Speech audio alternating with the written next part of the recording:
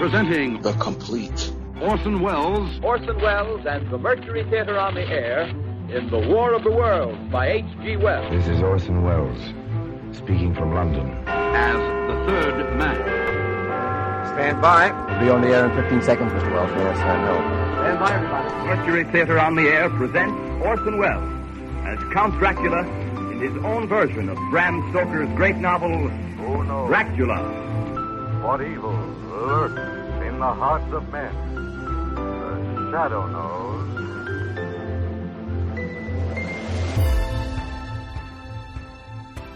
Hello world, welcome to The Complete Orson Welles, brought to you by Dwayne Old Time Radio. This podcast will feature various classic radio programs ranging mostly from 1936 to 1952 that Orson either produced and directed, was featured on, or starred as a guest. If you enjoy my podcast, you can subscribe to receive notifications of new posts. Subscribing is free and only takes a moment. New episodes are posted weekly. If inclined, please leave a rating and or review on your preferred podcast service. Thank you for your support. Hope you enjoyed the genius of Mr. Welles. Campbell Playhouse ends the month of June with The Patriot, starring Anna Mae Wong. This is the 19th episode from the Campbell Playhouse. April 14th, 1939.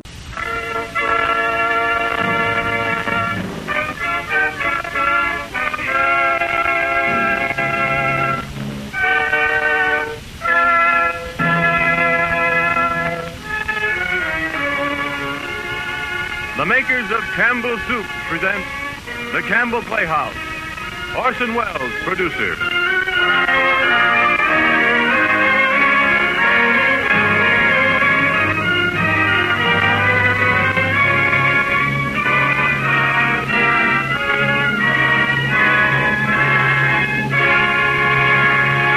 Good evening, this is Orson Welles.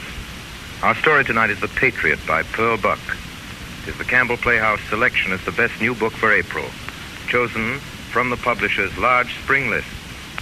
Miss Buck's enormously successful books on the Orient, starting with The Good Earth, have created a new conception of the Chinese peasant in the West and have brought her, among other tributes, that rare honor, the Nobel Prize for Literature. In her newest book, Miss Buck writes of the emergence of China as a nation. She also has a great deal to say about Japan. In The Patriot, she treats of the peoples of both countries, not only in relation to their present battle over the ownership of China, but in the gentler perspectives of their mutual arts and virtues. This evening we are fortunate in having Miss Buck here in the studio with us. She has graciously consented to speak to you before the end of this program. And also with us tonight is Anna Mae Wong, the beautiful Chinese-American star you've all seen on the screen. And so, ladies and gentlemen, we present The Patriot, a story of the coming alive of the new China and of the people of the Orient who are solving the bitter problems of human relationships in times of stress.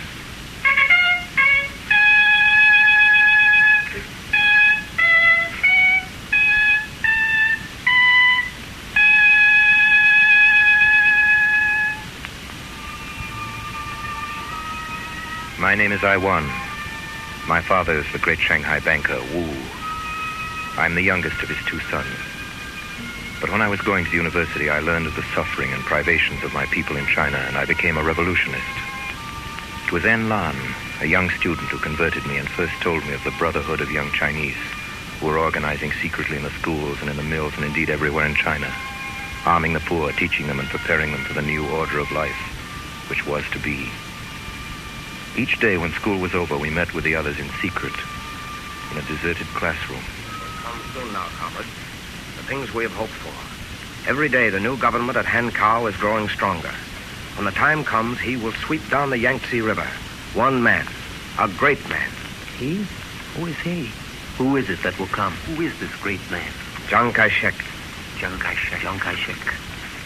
When that time comes, comrades, we must be ready. What does it mean to be ready? To be ready means preparing the people, their minds and their bodies, preparing them for the day of their liberation. My father's house was in the European Quarter in Shanghai. It was a great square brick mansion built in the French style by a French architect 40 years before. It was not in the least Chinese, but like a wealthy house in Paris with foreign furniture and the huge rooms. and thick carpets on the floor. My son? Yes, Father? Come here. You look tired, Iwan. I am tired, Mother. You are late, Iwan. We had a meeting after school. What are these meetings, my son? Should the son of Wu the banker attend them? Student meetings, Father. Don't get yourself entangled, Iwan. Young students can do nothing to change those in control. But those in control can cut off your heads. Besides, none of you understand that all that is involved in running a country. Yes, Father. I also, at 20, had certain foolish ideas. Yes, sir. I want you to be careful. Remember, you are the son of Wu. Yes, Father. Good night, my son. Good night. Where are you going, Iwan? To my room to study. Good night, Iwan. Good night, Mother. I went up the wide carpeted stairs, and when I got to my room, there was Peony. Peony, the servant girl, unrolling the quilts and bringing in hot tea to set beside my bed. Peony. Peony, I want to tell you something. Yes? What is it? Peony, have you ever heard of the revolution? Of course I have. It's not a good thing. I've heard your father talk about it. He said revolutionists are like bandits. Oh, no, they're not. How do you know? Because I am one of them. Iwan, if your father knew, I feel as if you put your life into my hands. Iwan, what is this revolution? When is it all to happen? Soon. As soon as Chiang Kai-shek comes. I don't believe it. You don't believe? Peony, I tell you, it's true. Oh, don't be silly. I wish I hadn't told you. I wish you hadn't. Except that it helps me to understand something. What? It helps me to understand you and why your heart is not to be touched. Iwan, you are like a young priest. Now, Enlan, the young leader of our movement, learned from me that I had confided our secret to Peony, and he was very angry. He told me I had no business to speak of these matters to a woman and a slave. He said he must go to see her, and that Peony must be threatened into silence. And so it was that he came to see her at my house. This is my room, Enlan. What is this on the floor? That's a carpet. Am I to step on it? It's foolish, but so you can. If I had it, I'd sleep under it. Now, the door is shut. Here we're free. You can say anything you like. And Peony will bring us tea in a little while. Is that your bed? Yes. I never saw such a bed. I never saw anything like this. All that silk. What is it for? The curtains. I can't help it. I was born into this house. I don't know anything else. Oh, I'm not blaming you, Iwan. I'm asking myself. If I had been born into this, would I ever have run away and joined with the revolutionists? I don't know. Do you like it here, Enlan? I don't know. It's beautiful, but I don't know. What would I do here? This soft thing under my feet all the time. I like to take off my coat and spit on the floor. No, I'm glad I was born as I was. Who's that? Oh, Peony. You're home early, Iwan. I thought you and your friend might like these. Pork dumplings and rice cakes. Thank you, Peony. Enlan, this is Peony. Please do not rise. I'm not one of the family. I'm only a servant. And I'm only a peasant's son. I've never been in a house like this before. So you're Enlan. I know why you came here today. You were afraid I might tell your secret, that Iwan is a revolutionist. Don't worry. Who should I tell? I didn't know you, Peony. Now that I've seen you, I'm not afraid anymore. Now, why don't you two eat while the dishes are hot? Why not the three of us? Oh, I'm not used to serving, not sitting down with the others. In the revolution, there's no such thing as one to be served and the other to sit. Eh, Iwan? I won't sit down unless we sit down together, and I'm as hungry as a starved dog. Tell me, Enlan. Enlan, tell me more about this revolution.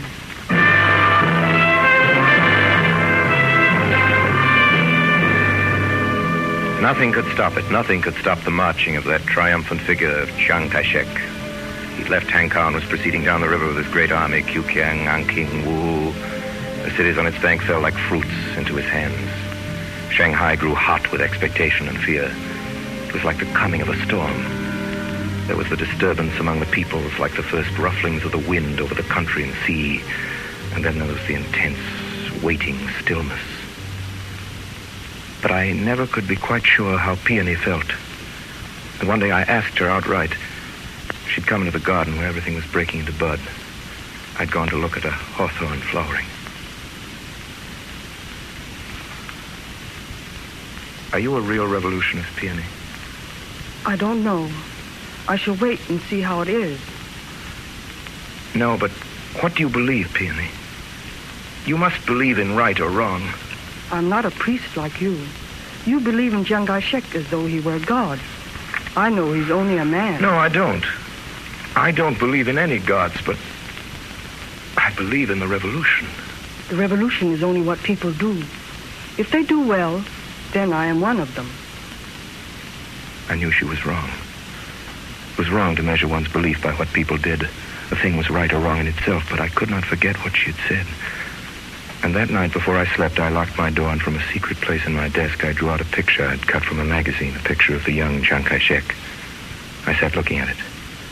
It was a face at once bold and kind, harsh and dreaming. I don't worship him, I thought, but I believe in him. I won. Huh? I won. Huh? Get up. Get into your clothes. What is it, Father? What's the matter? Still dark. Stupid, foolish boy. Wicked, deceitful What is it, Father? boy. Here is a paper. Hundreds of names on it. Do you know what this is? It's a list. A list of revolutionists. Your name is on the list. At any moment, soldiers will be here to seize you. Chiang Kai-shek has come. Chiang Kai-shek? But, Father, that means... You say Chiang Kai-shek is here? He's here in the city. He came straight to Shanghai.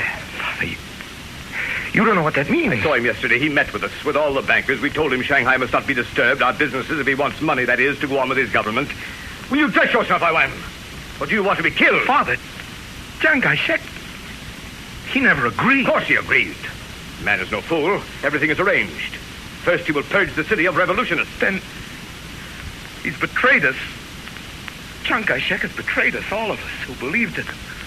I must go to the others. I must tell them. I want. You are going nowhere except to the docks to a ship for Japan. The car is waiting, ready. No, I won't go. Father, I can't go. I must warn the others. You are going at once. I gave my personal word that if they erased your name from the list, you would leave the country today. Oh, you don't understand. You're making me into a traitor. You are already a traitor. The government has condemned all revolutionists to death.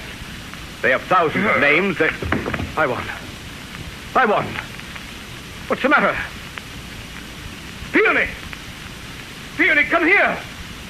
The young master is sick! Peony! She's gone, young master. We've looked for her everywhere. Gone? Gone where? Peony! Peony! Peony!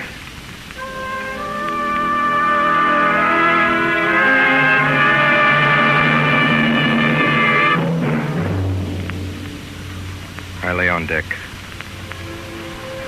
The ship was moving slowly among small green islands, and to the east I could see flights of Japanese fishing vessels, their sails white against the blue sky. That was the only way to endure my complete helplessness, not to think, not to remember. If only I could have warned Enlan. He was perhaps dead already, shot against a wall, and Peony was gone. I closed my eyes, let nights drift over me and days pass me by. The fourth day we landed at Nagasaki. We won! We won! Are you we won? Yes, if you please. I am that humble one. We have been expecting you. I am Mr. Muraki's son. My name is Bunji. My father invites you to our house. We drove out through the narrow streets. Then up a hill away from the town, we stopped before a thatched roof gate. Brick wall, tiny red varnished footbridge. Over a stream, a garden. Everything in this garden perfect. There's not a leaf on the grass, not a rock out of place in the stream tinkling in little artificial waterfalls. This is where we live. My father's garden is quite famous in Japan. And there is my father now. He is retired. He is growing old. All day he is in his garden. Father. Bunji, you are here? Father, this is our guest. In this house I won. The son of my old friend Wu is welcome beyond any other. very kind of you to accept me, sir. I do not deserve it. Your father is my friend, and all we have is yours. You are too good, Mr. Muraki. And you are lucky I won. The cherry trees are about to bloom. You have come at just the good moment. In 6 days, all Japan will be in blossom. Here is your room. See, Iwan, it opens on the garden. And when you are ready to sleep, clap your hands, and a maidservant will spread your quilts on the mat. And no one will come here except the gardeners. It is quite your own. When Bunji had gone, I sat down and looked about me. The house was still. I felt wrapped about in peace. Life here was planned. There were lightness and clarity and absolute cleanliness, and in spite of fragility, a feeling of long-settled stability and a sense that life had been lived here precisely like this, unchanged for generations. For the midday meal, we sat upon silvery mats about a low table facing the garden, Mr. and Mrs. Muraki, Bunji, and I. The air was cool and fresh. A rosy young girl came in with a tray of bowls. No one spoke to her. She set a bowl in front of each of us and went away. That was my sister. She is shy, and she will not eat with us today because you are a stranger. But she will get over it. Shall I speak to your sister? Is it your custom? My mother says wait until afterwards. She will come in again. Her name is Tama. My mother says she is sorry she cannot speak in your language. She asks if you have enjoyed our poor food. Oh, I like everything. Everything here. I won. Yes, Mr. Muraki. Your father has written me that he wishes you to learn our business. In the morning, you will have a place beside Bunji in the office. Bunji will help you. In the afternoon, you may study or play. If you are not happy, you will tell me. But I'm sure I shall be happy, sir. I like all my house to be happy. Now, if you will forgive us, who I won, my wife and I, at this hour, every day, our gardener is waiting for us. There are things to decide. Those irises, they must be trimmed. Now you will see. Tama will come in. I know my sister. How shall you behave to her, Iwan? Like a modern young man? What was she like? Oh, no, I won't tell you. You shall judge for yourself. Here she comes. Bunji, please. This is my sister, Tama. And this Tama is Wu Iwan, our guest, who has come to live with us. We shake hands, yes, Wu Iwan? Yes. Bunji told me you are a modern young man, yes? I also like to be new, though my father does not wish it. Please sit down. Thank you.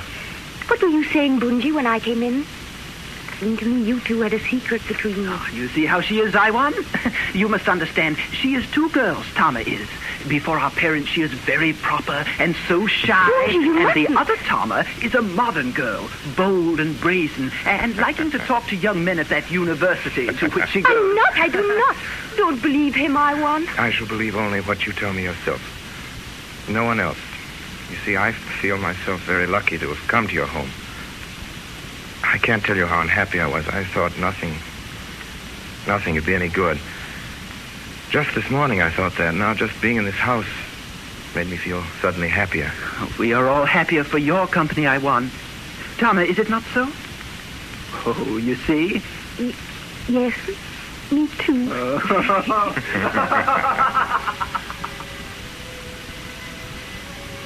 So through 2 winters I stayed on in Japan. In the spring of the second year I noticed a change in the house. Tama, Bunji's sister, was at home more often now. All day she was about the house in her soft Japanese dress. Tama has finished at the university. She's at home now, preparing for marriage. For marriage, Bunji? Is Tama going to be married? Oh, nothing is decided. Then Tama is to be married? Of course, but not for some time. Bunji, is she engaged? Oh, that is not my affair. I'll tell you this, though, Iwan. My father wants her to marry General Seki. General Seki? I've seen him. He's an old man, as fat as a bullfrog. General Seki is my father's friend, a great patriot and a samurai. He wants a healthy young wife who will give him sons, and my father says it will help the country. Old Seki's blood and Tama's health. Well, I don't think young girls should marry old fat men. How could she love him? Oh, don't think about such things. It does no good. Love isn't important. I'm not thinking of love. I'm thinking of Tama. And that day, for the first time, I thought, what if they were the same thing? Love and Tama. For 2 years, I'd been living in the same house with her. And in all that time, we'd never once spoken to each other alone. Always when we were together, there was someone else present, a maidservant or a gardener or Mrs. Moraki herself. And then, one summer's day at the office, Bunji looked up suddenly from his desk and laughed. I want to climb a mountain. A mountain? When? Why, tomorrow. Why not? We've not had a holiday since the New Year. If you say so. And we will take Tama with us, shall we? She used to go with me always before you came. Will she come? I don't know, Iwan. It depends on whether she thinks it worthwhile. That is, worthwhile to stand the storm afterwards. You mean? My father. Oh. Well, I'll ask her anyway. She can do as she likes. Besides, it may rain in the night, and then we will none of us go. Why do you laugh? Oh, for nothing. I don't like General Seki either. That's why. It was clear moonlight that night. When I saw her early in the morning, I felt that all the time I'd known it would be fine and that she'd come. She was wearing a cotton dress flowered in blue and white like a peasant girl's. We started soon after dawn, like any two brothers and a sister. Hey, Bunji! Bunji! I'll meet you at the stream where it is deep. We'll meet you there. Tama. Tama, have you ever seen such a day? There's not been such a day since I came to Japan. There are not many such days, even in Japan. Nor, I think, in the whole world. It's beyond anything I've ever known.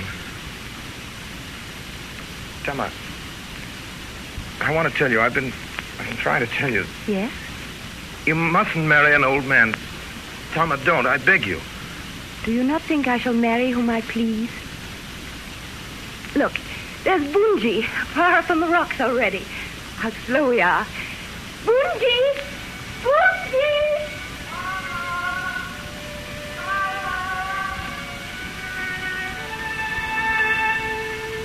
We were all day in the mountains. We swam, we ran in the hills. We were very hungry. We ate, we laughed, and finally, we started down again towards home. It was getting dark. Tama. Yes, Iwan? Have you liked this day? Yes. It's been the best day of my life. And you? I don't know what this day has been in my life, but it has not been like any other day. It rained in the night. I heard the drops pattering on the roof in the darkness, and I thought, she hears it too. When I woke, the tiny garden of my room was green and dripping with freshness. And I thought, she sees it too. When I came home from the office the next day, Mr. Moraki was waiting for me. Iwan, Yes, Mr. Moraki. I've had a letter today from your father, Iwan. He is pleased with your progress. I told him you were doing well. Yes, sir. Your father writes me that there is great improvement in China. Order is quite restored. Order will always prevail. That is what the young must learn. Not desire, not willfulness, not impetuous wishes for anything. Mr. Moraki. I have decided to send you to Yokohama to help in our offices there. I have arranged that you will live there in the hostel where the other young clerks live. Yes, sir. Since I always do at once what I have decided upon at length, you will leave tomorrow. So, that is all. Good night, sir. Good night.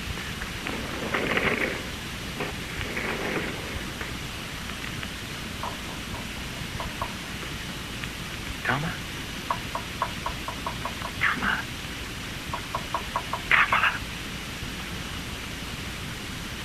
Tama! Who is it? Tama. Iwan. Yes. I won't come in, Tama. I'll stay here. But come to the edge of the garden close to me so we can talk a little, please. I'm going away tomorrow. I'm afraid someone will see you. Wait, I'll blow out the candle. I wonder if anyone hears us, something terrible would happen. Tama. General Seki, you wouldn't ever marry him, would you? Never. Tama, I had to see you. I'm being sent to Yokohama tomorrow. Tomorrow, Tama. I don't know when I'll come back. Please, help me. What should we do? Help you, Iwan? I don't understand. Tama, don't speak to me like that, like a stranger. Didn't we have a good time on the hills? That was only yesterday. Yes. Yes, we did. don't marry anybody. I don't want to marry anybody. Look, Tama, that mist, it's like a curtain to hide us.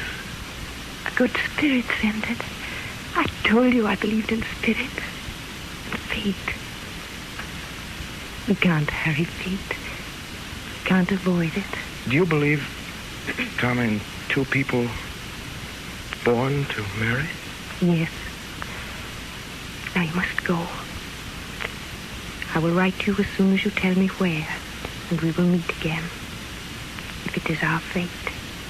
It is our fate.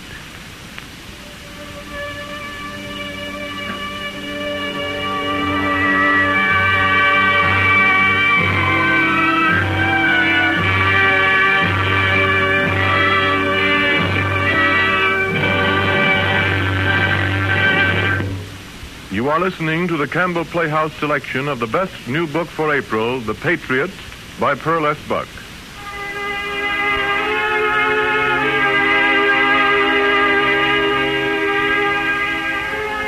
That year in Yokohama was the longest of my life.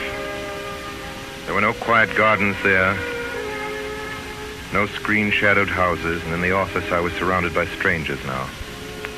I wrote to Tama, and one night when I came home to my room, there was a letter from her awaiting me. Wait, she said. We must wait. I know how to delay when I do not like. I have delayed this many times, and I will again and again, until it will be made clear to us what our fate is. And later, as the months went by, other letters came. They were short, but they carried always the same steady words. I will delay. It will be made clear to us what our fate is. And then, finally, it came. Her last letter. I won. I won. I said to you I wanted to marry no one, but my father has told me there is going to be war with China. Bunji has been called headquarters, and so everything has changed. In war, Japanese men fight and Japanese women bear sons. I must marry the general. Even my mother says that if there is a war, it is my duty to fight for our country. I see my duty. It is my fate. Tama.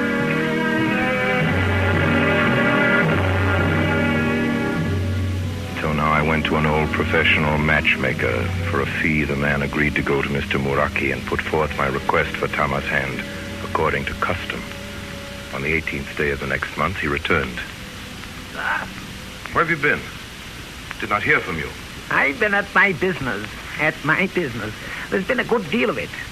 There was the old suitor, the general. He had to be arranged. But the young woman managed that very well. How? Oh, by saying she would kill herself. Yes, and she went at once to it. I saw her. She said it, and then she took a knife and drew it across her wrist before our eyes, across one wrist. Then she prepared to do it to the other. True. And the mother wept and fainted, and her father bade her wait, and she stood, the blood rushing out of her arm and soaking into the mat. And finally her mother came to herself and moaning something about her having no children left. I thought you said there was sons. One, the youngest daughter, has gone to China in the army. Oh, so? Well, then the father said, wait, we'll talk it over. So I waited, and by arranging another young girl for the old suitor, which I did, it all went together, one thing and another, and, well, I've arranged things as you could wish them. The wedding day will be set soon, as the custom is, and the thing is as good as done. Her wrist. Oh, it was bad, and yet I think she knew that only shedding her own blood would make them yield. The old man had been stubborn until then, but when she did that, he saw that she was more stubborn than he. Well, now that it is as good as done, I will advise you. Hasten to make her way yours before she knows it.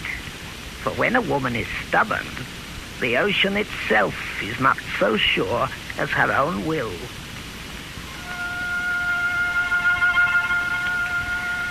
My son, it is with happiness that I learn of your betrothal to the daughter of my good friend, Muraki. I am happy for you. There are no better trained women in the world than the Japanese. You will have a good family life. When a little more time has passed, bring her to China to see. But not yet. The people here have a hatred against the Japanese because of the recent troubles. The Manchurian situation will be adjusted reasonably in the end. Nevertheless, wait a little while. before bringing a Japanese wife home to China. Tama, my little wife. What are you thinking about? Oh, I'm thinking of our house. I'm thinking of how I shall arrange everything.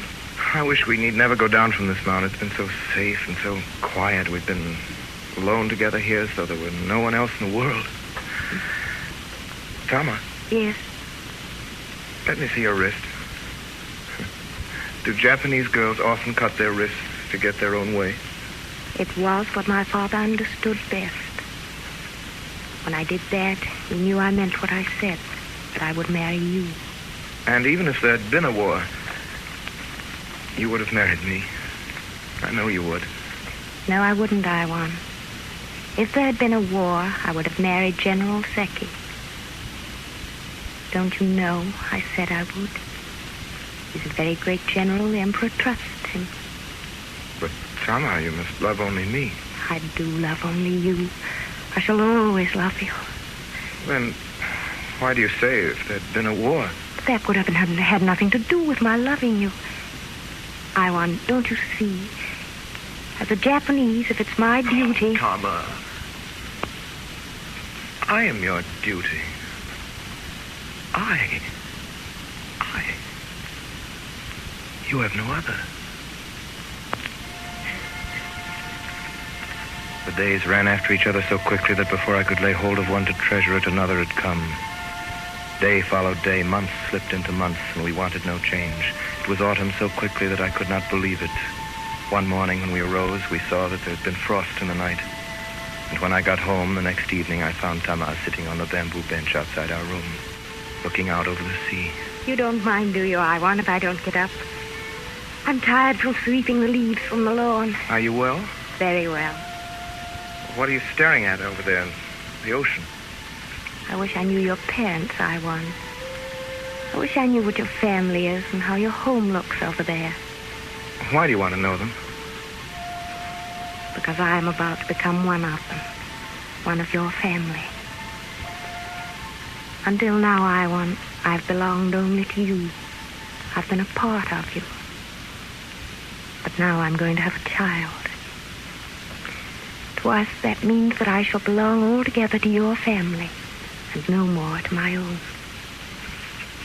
It was a boy. And in the spring of the next year, our second son was born. And after that, things went on as before, only not quite as before. Something was happening across the sea in China which could not quite be shut out. It was not a war. The papers made that clear. It was not to be called a war. It was, in the Emperor's name, nothing but an incident.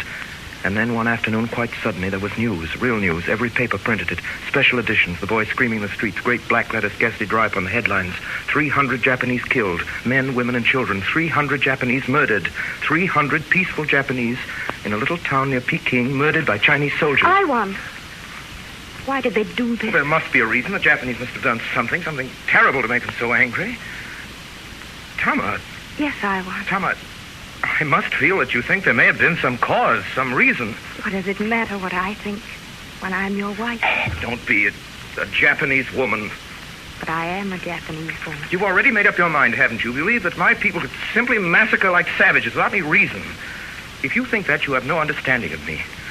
We've suffered for years while you Japanese have been stealing our land and trade. We've laid ourselves back for years. Yes, and who killed Japanese in Nanking on March 27th in 1927? Tama! And who killed Japanese in Shanghai in 1932? Tama! It's true. We've all read it in our Japanese papers. You've held this all these years against me? No. Against your people. But I am my people. To you. And am I to you? One of these Japanese who should be killed. Oh, Tama, what have we done? What have we said? All this killing and hatred has nothing to do with us. Tama! Tama! Tama!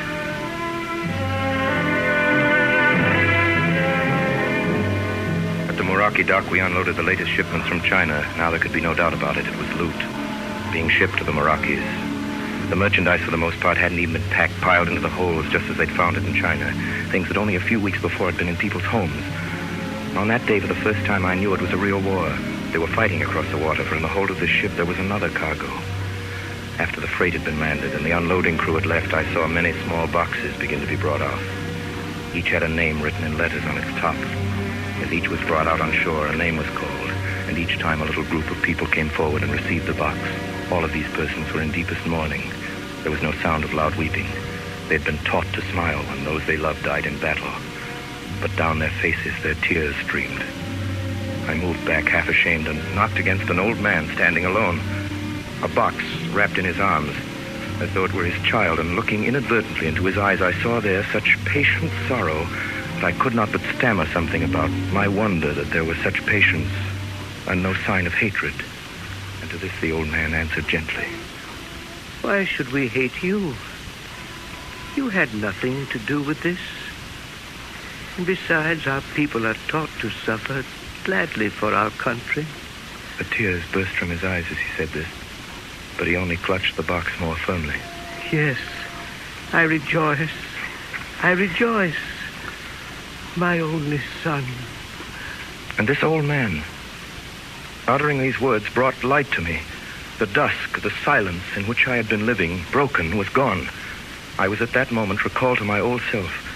Yes, to that old self which had been in the days when I dreamed of my country and lived to make her what I dreamed. How these people love their country, the love of country which I saw shining in this old man's face. It was the most beautiful love in the world. How small and selfish was the love of one creature for another. This was a love infinitely larger, a love unto which I wanted to throw my whole self. Had I not known such love? I, Wong, you are like a priest, Peony had said to me. I longed suddenly to lose myself and all my doubts in great sacrifice. I'd never been so happy, I now thought, as I had been in those old days with Enlan. No, not even with Tama and with all her ministering to me. I am one who is happiest when I minister. This is my nature, only I hadn't known it. It had taken the suffering of other people to show it to me, and in my own country, how many suffered now. I turned, and the old man went away, but I did not need him anymore. He'd done his work. Fate, that strange fate in which Tama always believed, had used him for the necessary moment, and then had dismissed him. Without thinking of him again, I went back to the goods in the customs house, but all the time, while I listened to the demands of the customs officers, while I watched clerks open the crates, and while I checked one paper after another, my mind and my heart were asking, how shall I tell Tama?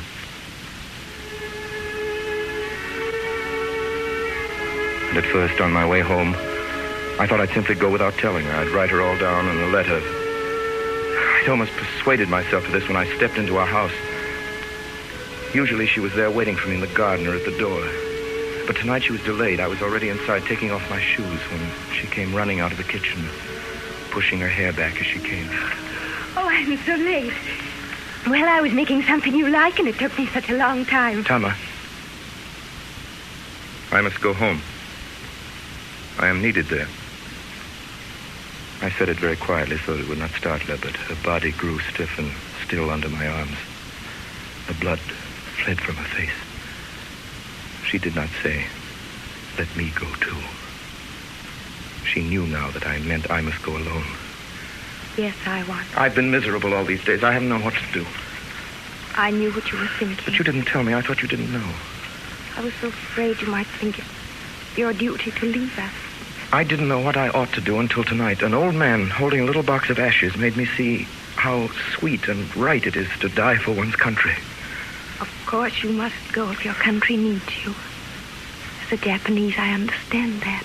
You know, I am the same to you. Oh, yes, I know. This has nothing to do with us. We'll have to plan. Do you need a new bag, or is the one we have good enough? I shall take very little. I'll be wearing a uniform in a few days. What do you think you and the children had better do? We can always return to my own father's house. He is so fond of the children. Yes. Yes, that's probably the best thing. You'll help the children to remember me. Shall I be an undutiful wife because misfortune has caught us? Am I to blame you? You are not forsaking me. I shall tell them, honor your brave father who fights for his country. May we spend a little money and have a big picture of you? I'll put it where the children will see it every day. We'll get flowers by it. We'll do it tomorrow. There's a boat in 4 days. That'll give us time for everything. Just tell your father. No, let's tell no one. I want those 4 days as though you weren't going.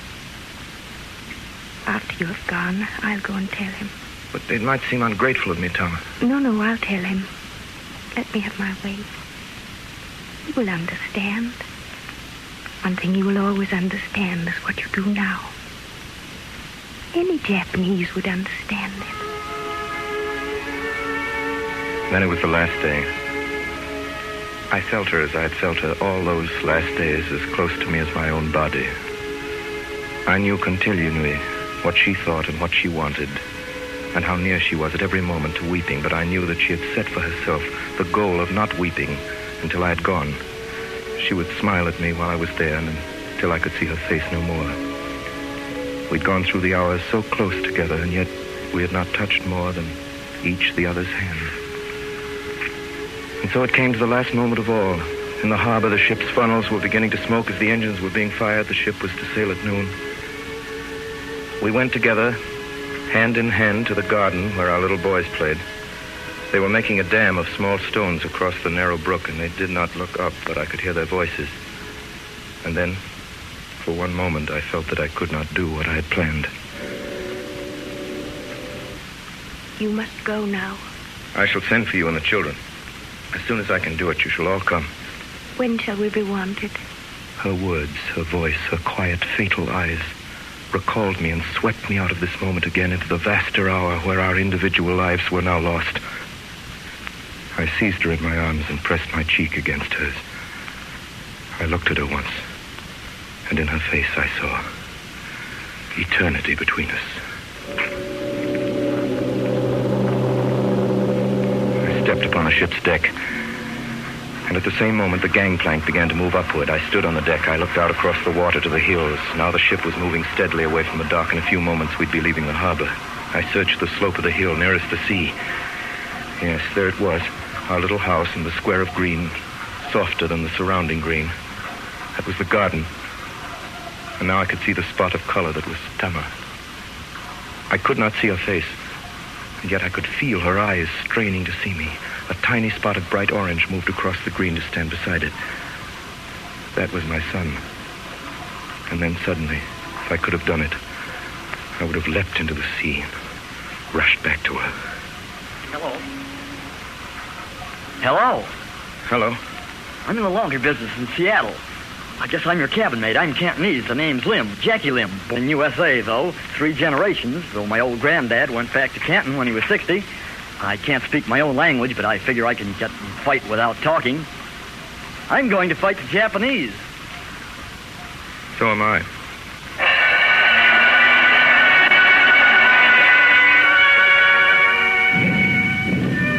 As my ship steamed up the river, I could see smoke rising from the city of Shanghai and buildings with great gaps in their walls. I went to our old house. My father looked old and tired. Wong. Yes, Father. You say that you have come home to fight for your country. Yes. There are other services than fighting, Wong. Yesterday I spoke with the Generalissimo, Chiang Kai-shek. I told him my son was returning to fight for China. He wishes to use you. Chiang Kai-shek? 10 years ago, he would have had me shot, me and my friends. Tell me, Father, did any escape? Yes, some escaped. They got away into the interior. Now they have a great army there. It is to them he wishes to send you. When I told him that the son of Wu was ready to fight for China, he gave me these orders for you. Orders? Today, everyone takes orders from Chiang Kai-shek, gladly. He is a great man, the only man who will save us now from the Japanese. I believe what you tell me, Father. He has arranged everything. There is a plane waiting for you at the airport outside the city. Well, Wong. Yes, Father. I'm going.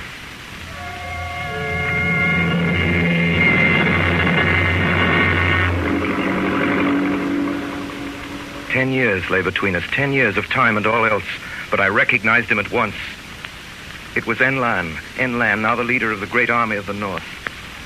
And that night, after I'd given him the Generalissimo's message, Enlan told me what had happened, told me how that morning, 10 years before, the morning Chiang Kai-shek came to Shanghai, he and Peony, our little slave girl, had gone to the place of meeting, how they'd waited for me until the last moment, every second expecting me, and how in the end, when I'd not come, they'd fled together into the interior. They'd been married now for 10 years. And that night, when I was alone with Peony for a while, sitting before the fire, she told me of her life with Enlan. The long, hard years of wandering without a home. And I had 2 children. I was very ill with the loss. Now I shan't have any more. Peony. Oh, why should I not tell you? You are my brother. The first, my son, I lost by a fever. Our life is not a good life for a small child. We have been driven so much. He was 5. I kept him as long as that. And then suddenly, he died in a day. We buried him on the hillside in Kiangsi. It is so far south from here. I think I shall never see his grave again. And then on the long march north, I had this other one, the little girl. I hoped the long march would be ended before she was born. But no, we kept climbing over those high mountains and down the rocky roads and over the desert. The child was born, so small and thin, and a girl. We were still marching, so what could we do with her? I gave her to a good farmer's wife and left some money for her and told her I would come back. That was 3 years ago. Sometimes I can't be sure if I remember the place or how the woman looked. Peony, did Enlan let this happen? You know him. He thinks only of the cause. Are you sorry you followed him that day? No, of course I'm not sorry. Without him, what would I have been? I followed the 8th Route Army for 3 months after it joined forces with the nationalist government. Then bad news began to come through. Shanghai had fallen. Nanking was occupied by Japanese troops. The heavenly city of Suzhou was no longer ours. And then one day a plane came for me. Chiang Kai-shek had ordered my return to Hankow, far in the interior. Who I want? I'm that person. Generalissimo is ready for you. I come. Who I want? Yes, General Chung. Taiwan, you did your work well in the north. Taiwan, is there anything you wish from me? A few days' leave to go with my father. We will visit our ancestral lands together, which we have never seen. And then? To return to my place in the army, General. Taiwan, I had planned to use you again, but you are married to a Japanese. Yes, Generalissimo. I am. How do I know that you are not a spy? There is no way for me to tell you. I have here letters written to you by your Japanese wife. There was a long silence. I stood there looking at the Generalissimo and he reading my letters from Tama. They were simple letters, full of small things, such as how a certain tree had grown in the garden and how the chrysanthemums he'd planted together had bloomed again, and how a storm from the sea had torn the paper in the lattice to the west, and she and our oldest child had mended it, and how big the boys grew, and how she told them their father was a hero and that he fought for his country, which was theirs too. They were indeed nothing but the letters which any wife would write to the husband whom she loved and who was at the front in any war. Jiro is beginning school. I bought him a brown cloth school bag for his books, a little uniform, and a cap such as the other children wear. But at home I teach him too. We put flowers before your picture every day, and every day I explain to them how brave you are, and how beautiful a country China is, and how we belong to China. Do I not belong to you, and they to us? Taiwan? Yes, Generalissimo. Will you give up your Japanese wife? At your command? No. I left my wife and children to come back and fight. I am fighting. When peace comes, I shall bring them here. My sons are Chinese, and their mother, is loyal to me. It will be a long time before peace comes. I know that. This city will be in ruins. This city and many other places. When peace comes, there may be no cities left. There will be the land. Yes. There will be the land. Wu Wai-wan, you may go with your father. Thank you, General. And after a week's time, you will return to your place in the army. Yes, General. Here are your letters. Orderly. Sir? That map of the new road to Burma. It is here, General. The new road to Burma. I went out with those words in my ears. That was only a short while ago. Now I've heard it's almost finished. Thousands of men and women at work at it. It's a strange way to fight a war, perhaps. To make a great road westward while the enemy bombs the east. But it's our way. What if the real country my sons will know is this new inner China, looking not seaward but across the mountains of Asia? Who knows?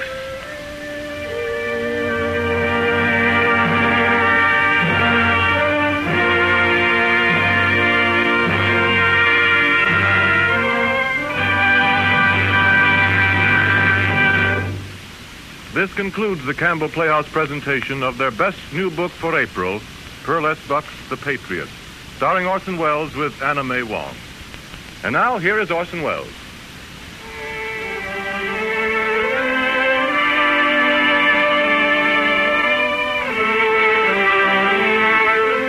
It's been especially interesting to do The Patriot this week, as Miss Buck, Miss Wong, and myself have something in common in that we've all lived in China.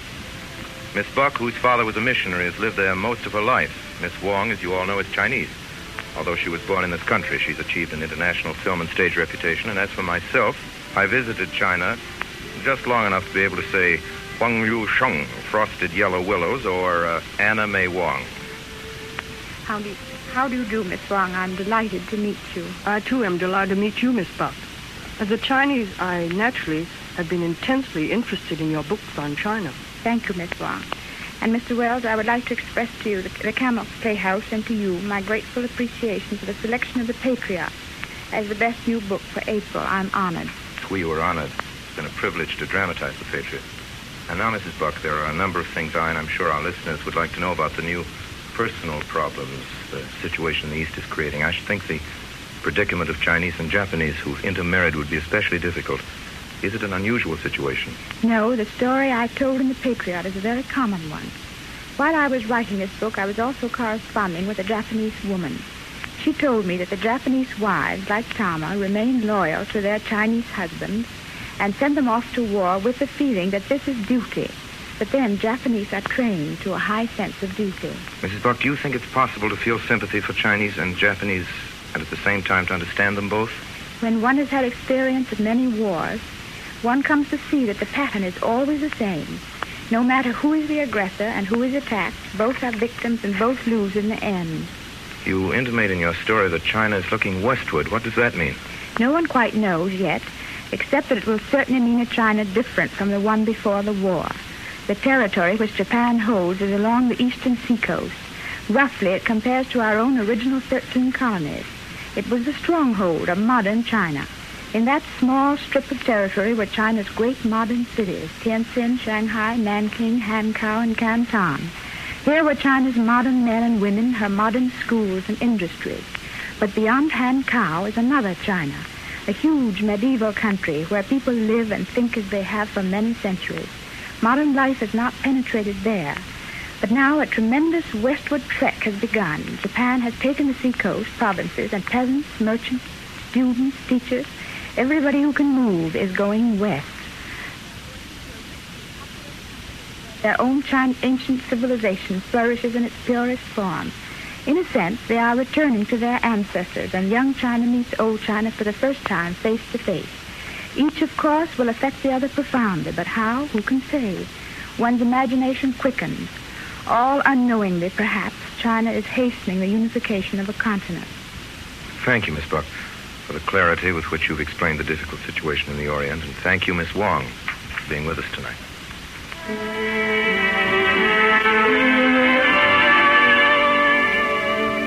In tonight's Campbell Playhouse production of The Patriot, the role of Iwan was played by Orson Welles. Miss Anna Mae Wong was Peony. The part of Tama was played by Margaret Curtis, and that of Wu by Ray Collins. Myron McCormick was Enlan and Elliot Reed was Bunji. The parts of the broker and Chiang Kai-shek were played by Everett Sloan. Edgar Barrier played Muraki and Howard Teichman was Jack Lim. Music for the Campbell Playhouse is arranged and conducted by Bernard Herrmann. And now, Mr. Wells, will you tell us, please, about next week's story?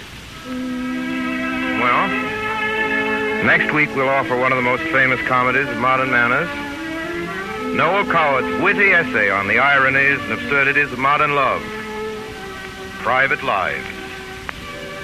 We're delighted to announce that Miss Gertrude Lawrence will be with us in the part she created so brilliantly in London and in New York.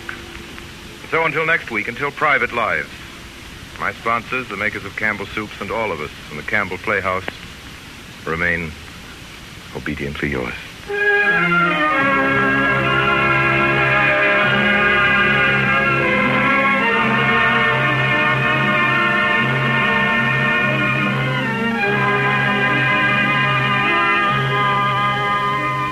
The makers of Campbell Soups join Orson Welles in inviting you to be with us at the Campbell Playhouse again next Friday evening when that great star, Miss Gertrude Lawrence, will appear with him in Noel Coward's gayest comedy, Private Lives. Meanwhile, if you have enjoyed tonight's Campbell Playhouse presentation, won't you tell your grocer so tomorrow when you order Campbell's tomato juice? This is Ernest Chappell saying thank you and good night. This is the Columbia Broadcasting System.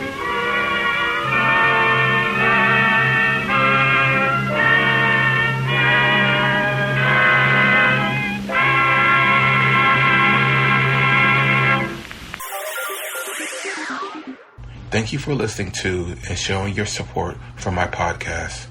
If you would like to receive notifications of when new episodes are posted, please subscribe to my channel. Subscriptions are 100% free, and they really help me get an idea of how I'm doing.